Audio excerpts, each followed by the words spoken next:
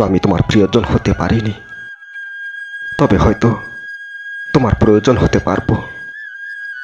কারণ কারোর প্রিয়জন হতে গেলে অনেক ভাগ্য লাগে, আর কারোর প্রয়োজন ভাগ্য ছাড়াই হওয়া যায়।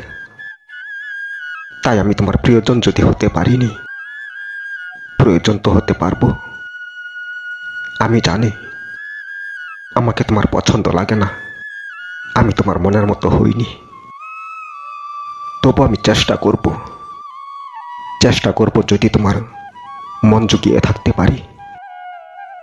তুমি আমাকে এই বাড়ির সদস্য মানো আর না মানো, আমাকে এই বাড়ির কাজের বউ হিসেবে তো মানবে। আমি তোমার কাছে কোনো কিছুই দাবি করব না। শখ আহ্লাদ তোমার থেকে আমি কিছুই চাইব না। তোমার সাথে বাইরে কোথাও যেতেও চাইব না, যেন তোমার সাথে আমি গেলে মানুষের মাঝে তুমি লজ্জা পাও তোমার বউয়ের কুৎসিত মুখ বলে। তবু তুমি আমাকে তাড়িয়ে দিও না এই বাড়ি থেকে। তুমি তাড়িয়ে দিলে আমি কোথায় যাব? আমার বাবা তো অনেক টাকা খরচ করে আমাকে বিয়ে দিয়ে দিয়েছে। বাবার কর্তব্য শেষ। তুমি আমাকে তাড়িয়ে দিলে এখন কোথায় যাব আমি? তাই আমি বলি, তুমি আমাকে স্ত্রীর মর্যাদা না দিলেও আমাকে বাড়ি থেকে তাড়িয়ে দিও না। আমি সারা জীবন তোমার চাকরানি হয়ে থাকবো। তবু বলি তুমি আবার বিয়ে করো, তোমার সুখের জন্য, তোমার মনের শান্তির জন্য। আমাকে নিয়ে তুমি সুখী নও, তোমার মনে শান্তি নেই। আমাকে দেখলেই তোমার মন অস্থির অস্থির ভাব হয়। তাই আবার বিয়ে করলে যদি তুমি সুখ শান্তি ফিরে পাও, আমার কোনো আপত্তি নেই। বরং তোমার সুখেই আমি সুখী হব। তখন না হয় তোমার হাসিতেই আমিও হাসব। তখন আমি একা ঘরে পড়ে থাকব, তবু তোমাদের মাঝে বিরক্ত করতে আসবো না।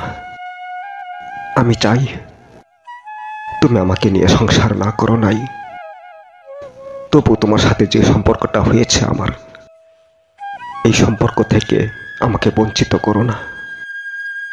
তুমি আমার সাথে সংসার না করলেও, আমাকে স্ত্রীর মর্যাদা না দিলেও, আমি সম্পর্কে তোমার স্ত্রী আর স্ত্রী হয়েই থাকতে চাই সারাটা জীবন। তবে তোমার কাছে কোনো কিছুর দাবি নিয়ে থাকবো না। বাড়িতে যে আর কাজ করে থাকবো, আর সেই কাজের বিনিময়ে তুমি আমাকে যা দেবে আমি তাতেই খুশি হয়ে থাকবো। তবু তুমি আবার বিয়ে করে সংসার শুরু করো, তবে তোমাদের সংসারে আমি ভাগ বসাতে আসবো না। আমি জানি আমার মুখখানা দেখলে তোমার রাগ হয়, রাগ হবে, এটাই স্বাভাবিক। শুধু তোমার বলে নয়, তোমার জায়গায় অন্য কেউ থাকলে তারও হতো। তুমি রাগ করছো, আমাকে ঘেন্না করো, তাই বলে আমি কখনোই মন খারাপ করে বসে থাকিনি। আমি ভাবি, মন খারাপ করলেই আর কি হবে, এটাই যে আমার ভাগ্য। আমি ভাবি, শুধুই আমি মন খারাপ করলে কি হবে?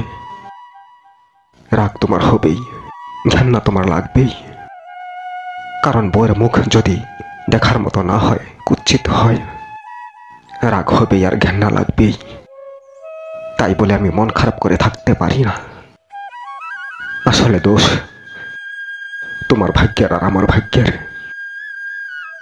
তোমার ভাগ্য খারাপ ছিল বলে তুমি আমাকেই বিয়ে করে পেয়েছো, আর আমার ভাগ্য খারাপ হবে বলে আমার মুখখানা কুৎসিত হয়েছে।